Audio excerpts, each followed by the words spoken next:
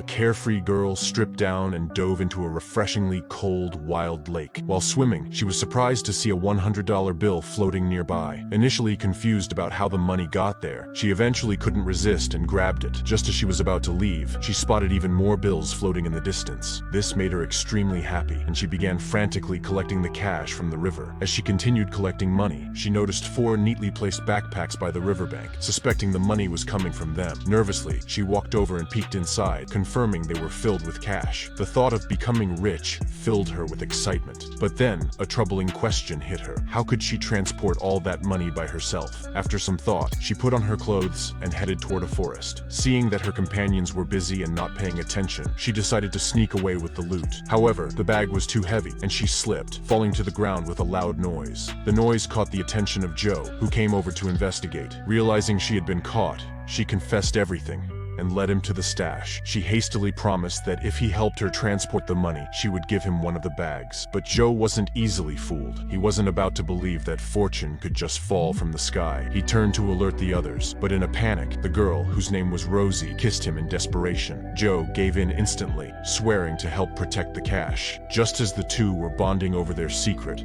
their friend Jack suddenly appeared. Knowing they couldn't keep things hidden anymore, they decided to split the money 3 ways. After counting, they realized the 4 bags contained a whopping $8 million, leaving Joe speechless. But Jack remained unconvinced, stating that the money seemed suspicious and insisting they should turn it over to the police. Joe panicked and threw a punch at Jack, which missed. Jack quickly overpowered Joe, pinning him down. Rosie intervened, and Jack, realizing he couldn't convince them, decided to part ways, angrily tearing a strap from his bag and storming off. After Jack left, Rosie patched up one of the torn backpacks with some fishing line. She instructed Joe to tie the 4 bags under the bag, and they started paddling down the river. Along the way, Rosie repeatedly warned Joe to avoid crowded areas, but of course, he did the opposite, steering them straight toward a beach packed with tourists. Among the crowd were 2 patrolling police officers. Terrified, Rosie tried to act casual and kept paddling, but soon noticed more money floating in the water. Frantically, she bent down to grab the bills before anyone else could spot them. Once back on shore, they flipped over the kayak to check the bags, only to find that one of the 4 bags was missing. Rosie was furious and yelled at Joe,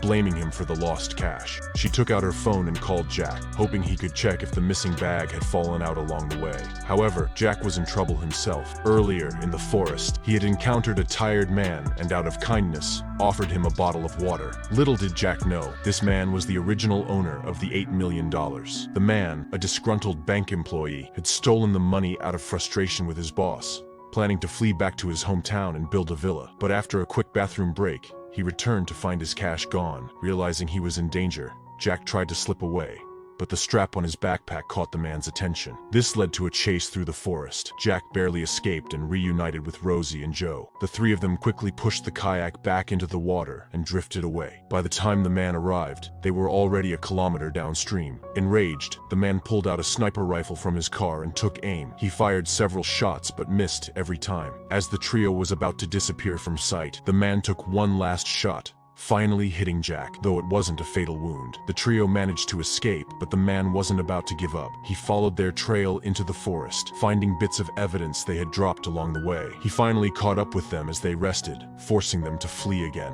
During the chase, Rosie twisted her ankle, slowing them down. Joe spotted a nearby cave, and without hesitation, Rosie jumped in, followed by the others. Inside, they found a tunnel, but soon hit a dead end, blocked by branches. Frustrated, Rosie pulled out a knife and hacked away until they cleared a path. She squeezed through the opening, followed by Jack. When it was Joe's turn, disaster struck. Just as he passed his backpack through, the man grabbed him from behind. In the chaos that followed, Rosie, showing no concern for Joe, pulled the rope, engaging in a tug-of-war with the man. Eventually, Joe was dragged to his doom. Rosie, unfazed, cut the rope and quickly fled with the money. Later, Rosie lied to Jack, saying Joe was stuck and needed help. As Jack rushed back, Rosie grabbed 2 sacks of cash and climbed up to a 10-meter-high platform. By the time Jack realized what was happening and returned, Rosie was already halfway up. Jack began climbing after her, but the man was right behind him. Realizing the danger, Rosie slashed the rope with her knife, leaving Jack hanging. Exhausted, she dragged the 2 bags of cash to a nearby oil drum,